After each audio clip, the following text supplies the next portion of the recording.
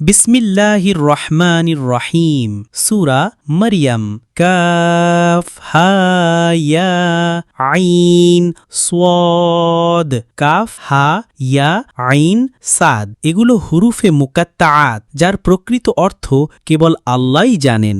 যিকরু রহমাতি রব্বিকা আবদাহু জাকারিয়া এটি তোমার প্রতিপালকের দয়া মায়ার উল্লেখ যা তিনি তার বান্দা জাকারিয়ার প্রতি করেছিলেন।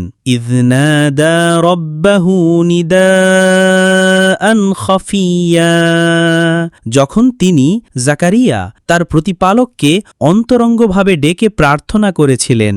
ক্বালা রব্বি ইন্নী ওয়াহানাল আযমু মিন্নী ওয়াশতা'আলার রা'সু শাইবান ওয়া লাম আকুম বিদুআইকা রব্বি শাকিয়া তিনি বললেন, হে আমার প্রতিপালক, নিশ্চয়ই আমার অস্থি দুর্বল হয়ে গেছে, মাথা পেকে গেছে বার্ধক্যে, তবে হে আমার প্রতিপালক, আমি কখনো তোমার কাছে দোয়া করে হতাশ হইনি। ওয়া ইন্নী খিফতুল মাওয়ালিয়া মিন ওয়ারাই ওয়া কানাত ইমরাআতি আকিরান ফাহাবলি মিন লাদুনকা ওয়ালিয়া আর আমি আশঙ্কা করছি আমার পরে আমার উত্তরাধিকারীরা দিন থেকে বিচ্যুত হবে, অথচ আমার স্ত্রী বন্ধ্যা, তাই তুমি আমাকে তোমার পক্ষ থেকে একজন উত্তরাধিকারী দান করো।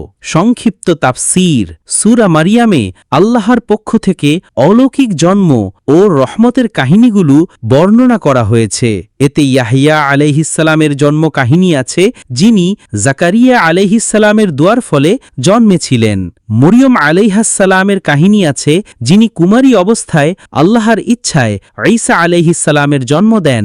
এখানে আল্লাহর একত্ব, আখিরাতের হিসাব নিকাশ আর নবীদের ধৈর্যশীল জীবন নিয়ে আলোচনা আছে। সূরার মূল শিক্ষা হল আল্লাহর রহমত সীমাহীন, তিনি অসম্ভবকেও সম্ভব করতে পারেন। একটি ঘটনা মরিয়ম আলাইহাসসালামের ঘটনা।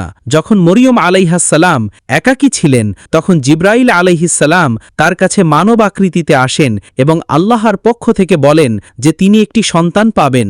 মরিয়ম আলাইহাসসালাম বিস্মিত হয়ে বলেন, আমার তো স্বামী নেই, আমাকে কেউ স্পর্শও করেনি, আমি কিভাবে সন্তান পাব? জিবরাইল আলাইহিসসালাম উত্তর দেন, এটি আল্লাহর আদেশ, তিনি যাকে ইচ্ছা সৃষ্টি করেন। কোনো কিছু হলে তিনি শুধু বলেন হও, আর তা হয়ে যায়। সূরা মারিয়াম 20-21। এরপর মরিয়ম আলাইহাসসালাম আল্লাহর ইচ্ছায় নবী ঈসা আলাইহিসসালামের জন্ম দেন। এই অলৌকিক জন্ম মানুষের জন্য ছিল আল্লাহর মহাশক্তি ও রহমতের নিদর্শন।